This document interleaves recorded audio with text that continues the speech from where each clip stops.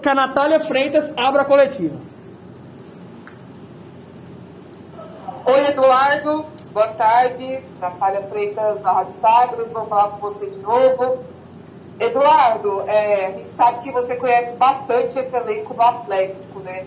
Que resposta você espera dos jogadores nessa partida contra o Fortaleza após essa mudança no comando técnico? Boa tarde, Natália. Prazer falar com você. Natália, eu acredito que eles darem continuidade no que foi feito com o Cuiabá. Claro que não em termos de resultado, né? Principalmente no que diz respeito ao primeiro tempo do jogo do Cuiabá e em alguns momentos do segundo tempo do jogo do São Paulo, né? Onde nós já apresentamos uma melhora, já conseguimos criar algumas situações contra o São Paulo, e o primeiro tempo do Cuiabá eu vi mostras principalmente ofensivas do que nós vimos fazendo principalmente na primeira metade do campeonato, né? Em termos de intensidade, de entrega, não tenho o que falar desse grupo. É um grupo trabalhador, nós sabemos que em alguns momentos as coisas não acontecem, principalmente em termos de resultado nessas últimas 9, 10 rodadas, né? Então esperamos que amanhã a gente consiga ter um volume ofensivo, que a gente consiga ter a sustentação defensiva que nós temos dentro do campeonato. É uma equipe que é a quinta melhor campanha, é uma equipe que, tirando os 4 gols contra o Atlético e o final do jogo do Palmeiras, tem uma média defensiva muito alta.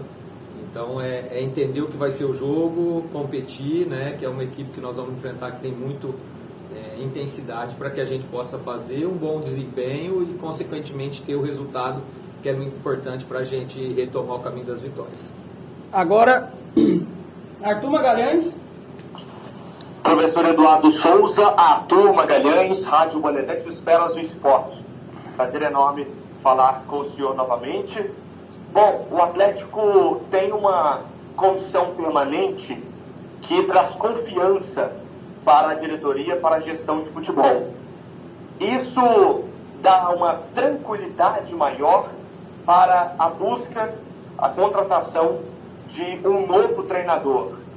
Se a Adson Batista precisar, essa comissão permanente fica aí por 1, 2, 3, quantos jogos for preciso, Eduardo?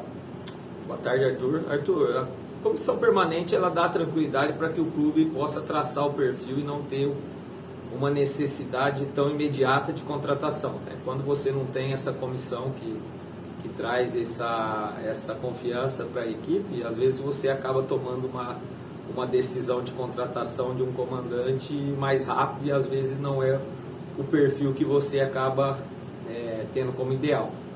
Então, como eu sempre disse nas outras ocasiões, nós somos funcionários, sabemos que a função ela requer isso em alguns momentos, de você assumir a equipe, não só eu, como o João, como os outros membros da comissão, e nós vamos trabalhar jogo a jogo para que a gente conquiste os resultados, né? Porque independente da chegada do treinador hoje ou amanhã, daqui uma semana, daqui 3 dias, o clube precisa dos resultados, porque nós precisamos somar pontos para que a gente consiga o nosso primeiro objetivo, que é a permanência.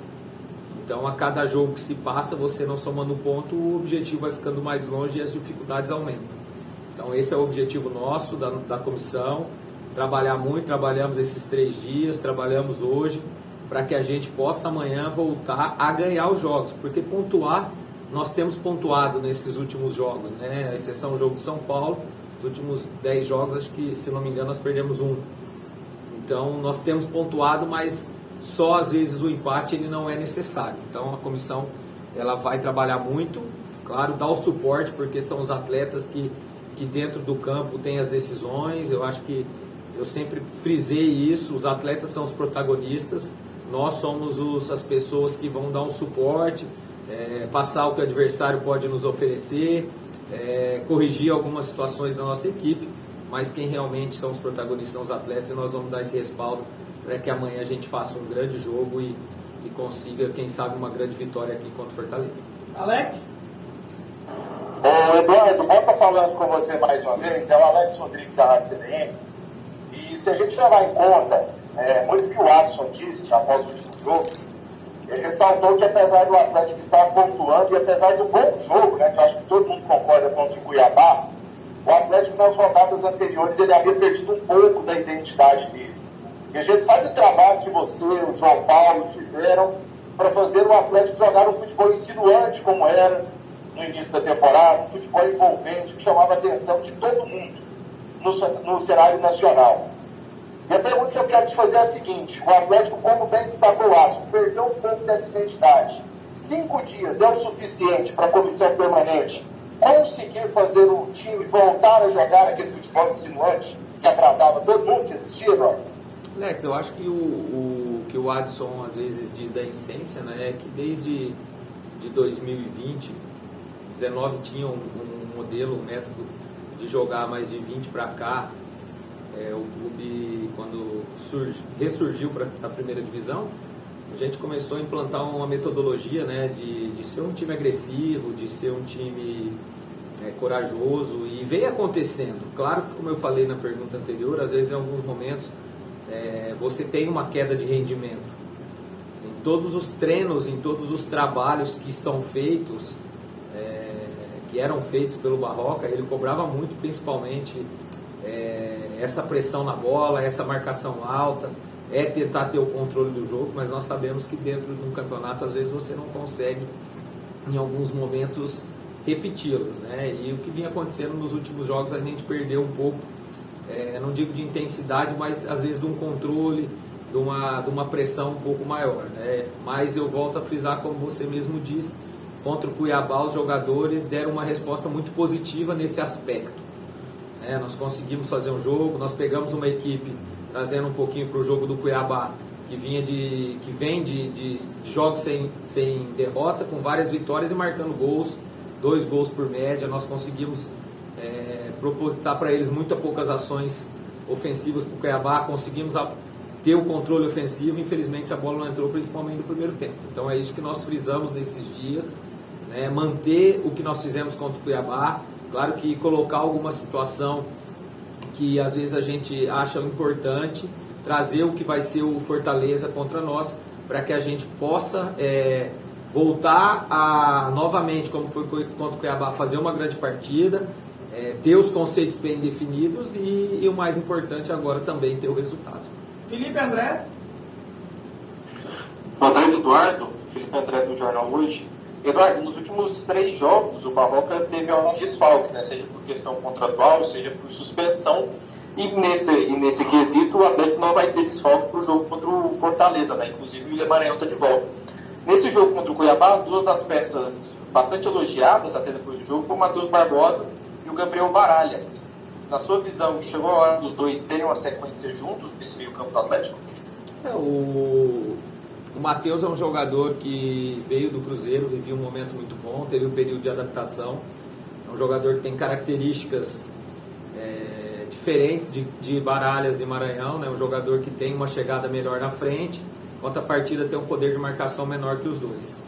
Baralhas vem numa evolução, como o Maranhão foi um pilar nesse último ano nosso, né? Então nós temos aí 3 jogadores para escolher 2, independente de quem inicia a partida. Nós sabemos que vamos ter um jogador na suplência que vai nos atender, seja ela com uma característica de construção maior, ou seja ela com uma característica de intensidade e marcação maior. Então nós vamos escolher bem, vamos ter as estratégias para 2 desses 3 iniciarem a partida, e também ter a estratégia de quem for iniciar na suplência que possa nos ajudar no decorrer do jogo. Quanto hoje nós temos, graças a Deus, está acontecendo, os jogadores estão retornando, nós só temos o Marlon e o Toró nesse processo de transição, que se tudo correr bem nas próximas semanas aí poderão estar conosco novamente.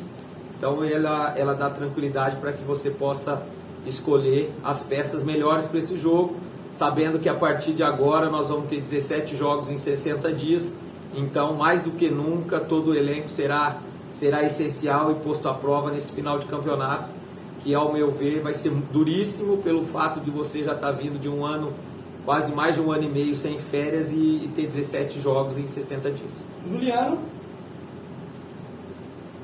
Eduardo, eu estava analisando aqui, estava lendo mais cedo uma entrevista do Igor Magalhães, que é o técnico do Rivalvira na Série B do Campeonato Brasileiro. Ele estava falando o seguinte, que não aceita voltar mais a condição de auxiliar técnico. Você está onde hoje você gostaria de estar, e ninguém melhor do que você para entender esse momento do Atlético na Série A do Campeonato Brasileiro. Muito boa sorte para você, boa jornada. É o Juliano da Rádio Monte News. Juliano, boa tarde, prazer falar com você novamente. Juliano, eu acho que a cada vez que você tem a responsabilidade de dirigir uma equipe como o Atlético, você vai ganhando amadurecimento, né? O Eduardo, que assumiu o Atlético há quase 2 anos atrás num jogo contra a Ponte Preta, para hoje, ele amadureceu bastante, né? Porque passou por dificuldades quando esteve no comando. Nós passamos nesses 2 anos e meio que eu estou aqui muito mais alegrias do que dificuldade, né? Eu acho que se você for contar os momentos de dificuldade, foram poucos, como agora nós estamos passando um pouco de dificuldade, você vai maturando. Mas eu vejo dentro da minha função. Eu vi mais ou menos a entrevista do Igor, respeito muito o Igor, um cara que a gente teve o prazer de trabalhar aqui no Atlético, ele trabalhava na base, tem uma amizade boa com ele, mas eu acho que tudo tem seu tempo e a caminhada ela tem que ser gradativa, né? Mas cada um sabe o que faz a sua vida, as decisões que toma. Eu acho que o Eduardo a cada dia ganha em amadurecimento, não só o Eduardo como a comissão, e volto a frisar, eu sou funcionário do Atlético, vou trabalhar tá duro, como vinha fazendo já com os outros treinadores, com o Barroca, eu e o João tínhamos uma sinergia muito boa, então nós temos a nossa responsabilidade também nos resultados, não foi só o Barroca, não foi só os jogadores, nós sabemos disso, nós somos cobrados e nós nos cobramos, e agora nós temos que ajudar, como eu disse, os atletas para que a gente consiga voltar a vencer, voltar a pontuar e fazer o mais rápido possível essa pontuação mínima, né? Mas nada longe do que foi o ano passado, na mesma rodada nós tínhamos a mesma pontuação, então é retomar, é dar confiança para os jogadores e Deus sabe o que faz todas as coisas, eu tenho bem pautada a minha vida, como eu disse, e eu vou seguir trabalhando como auxiliar do Atlético até o momento que for o necessário. Jânio? Jânio? Popular, e a gente, algumas rodadas atrás, as chamadas semanas abertas, foram justamente assim, alguns jogos que o Atlético não conquistou bons resultados. Você acredita que essa coisa de semana aberta, assim, tem gente que acha que isso dá uma quebrada no time? Você vê assim, primeiramente, e gostaria de saber também como é que você pensa essa questão de repente de adiar jogos. Você citou aí que o Atlético planeja 17 jogos em 60 dias. Mas se houver adiamento de algum jogo para dezembro, como é que você vê isso para o planejamento? Boa tarde. Já, o primeiro adiamento eu acredito que não será bom. Por quê?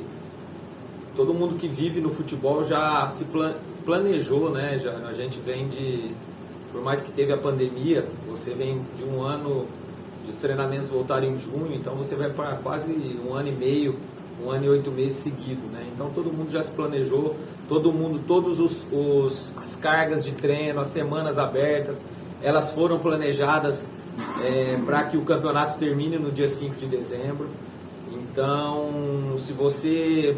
mas é mais uma semana, é 10 dias, mas psicologicamente e até fisicamente dentro do planejamento que você é feito, você tem mudanças, né? E sem contar que você vai acabar atropelando o calendário de 2022, que nós já sabemos que vai ser enxuto pela Copa do Mundo, né? A Copa do Mundo ela começa em novembro, os campeonatos têm que terminar 30 dias antes. Então, eu acredito que vai ter um bom senso. Eu acho que as equipes, e o próprio Cuca falou isso em entrevista, as equipes que tiveram jogadores convocados para a seleção brasileira, elas são as equipes que têm os melhores plantéis, tanto em qualidade como em quantidade. Então, 1, 2 atletas eles conseguem suprir, acho que naturalmente. O próprio Atlético Mineiro, se eu não me engano, o próprio Inter já entraram. Hoje eu vi uma reportagem que os 19 clubes, os atletas entraram com uma carta pedindo não adiamento. Então eu acredito que isso vai ser o bom senso. Quanto às semanas cheias, é muito relativo, Jânio. Se você vem num embalo positivo, quanto mais você jogar e não perder esse embalo, né, porque você vencendo a equipe tem confiança, teoricamente a equipe está mais organizada, então quanto mais você jogar é melhor. Às vezes você vem nesse embalo e entra semanas cheias, você acaba perdendo um pouco desse embalo, da concentração, né? Nós sabemos que todos os profissionais, não só os atletas, mas também comissão técnica, quando você joga quarta domingo, você fica num período de alerta, num período de concentração maior.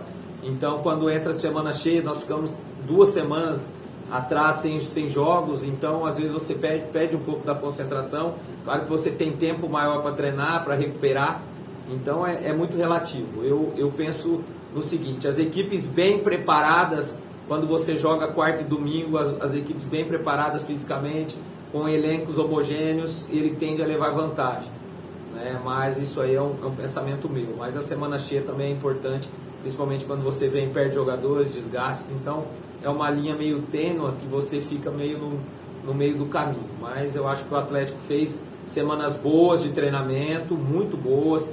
Claro que às vezes o resultado não vem, você só analisa pelo resultado, mas o treinamento em si foi muito bom e eu acho que essas semanas elas vão dar subsídios, vão dar muitos conceitos para que agora, quando nós tivermos poucas sessões de treinamento, isso sirva para a gente conseguir os resultados positivos. André Isaac para fechar. Olá, Souza, aqui é o André Isaac da PUC TV. Me fale sobre o adversário do Atlético, o Fortaleza, terceiro colocado do Campeonato Brasileiro, e que aspecto esse jogo vai ter com a torcida no estádio. André, Isaac, boa tarde. Primeiro a torcida, né? Quando entrou a pandemia, que eu lembro que nós jogamos contra o Grêmio Anápolis, se eu não me engano, e depois quando começou o Brasileiro da Série A sem torcida, a preocupação é como os atletas conseguiriam reagir jogando sem torcida, aquela motivação, aquela adrenalina que a torcida traz, né? Então no começo foi muito difícil, criaram-se várias situações, DJs, para que conseguisse motivar os atletas, e agora uma situação diferente também, né? Os atletas acostumaram, né? Foram mais de 60, 70 partidas sem torcida, então você voltar a ter o calor do jogo, o torcedor do seu lado ou o torcedor contra, eu acredito que vai ter um período de readaptação. Eu me lembro uma frase do Griezmann, o francês Griezmann, na Euro, que voltou sem torcida, o primeiro jogo deles contra o adversário de qualidade inferior, e o jogo foi muito duro. E ele falou, é um jogo muito diferente, nós estávamos acostumados a não ter essa pressão de torcida, esse calor, então o jogo ele acabou tendo uma outra rotação, nós precisamos se acostumar novamente. Então acho que vai ser uma readaptação, nós já conversamos isso com os atletas, que nós temos que entender como vai ser o jogo, como vai ser essa cobrança externa, né? A gente sabe que afeta a parte psicológica, que é muito determinante dentro do jogo, então, mas eu acho que é bacana a volta da torcida. Quanto à outra pergunta... Sobre o Fortaleza. O Fortaleza é uma equipe, primeiro, que preza muito pela intensidade, né? Nós temos alguns amigos, atletas que trabalharam conosco e amigos que falam muito bem do treinador, que é um cara que veio e cobra muita intensidade. Então, uma equipe que ela se opõe sobre o adversário, ela tem o domínio da partida. Se você não tiver uma intensidade alta, se você não competir, você vai ter dificuldade contra o Fortaleza. É uma equipe que joga com 3 zagueiros, né? É uma equipe que joga com 2 atacantes de referência, próximo dos zagueiros, então você tem um perfil um pouco diferente da maioria das equipes que jogam com 2 atacantes abertos e um centralizado, com 3 no caso. Mas a gente já jogou contra eles, nós estudamos muito a equipe deles essa semana, já passamos a maioria das situações para os atletas, vamos finalizar antes do jogo, mas é um jogo difícil, né? Um jogo contra o terceiro colocado, um jogo contra o semifinalista da Copa do Brasil, mas o Atlético ele é uma equipe que nesses momentos de dificuldade, contra equipes que te dão dificuldade, quando o cenário é às vezes todo desfavorável, a nossa equipe cresce muito, foi isso nos últimos anos. Então nós acreditamos que nós vamos fazer uma boa partida, vamos competir muito, vamos ter as nossas virtudes, vamos atacar as deficiências do Fortaleza, para que a gente, quem sabe, faça uma grande vitória hoje. Obrigado, pessoal!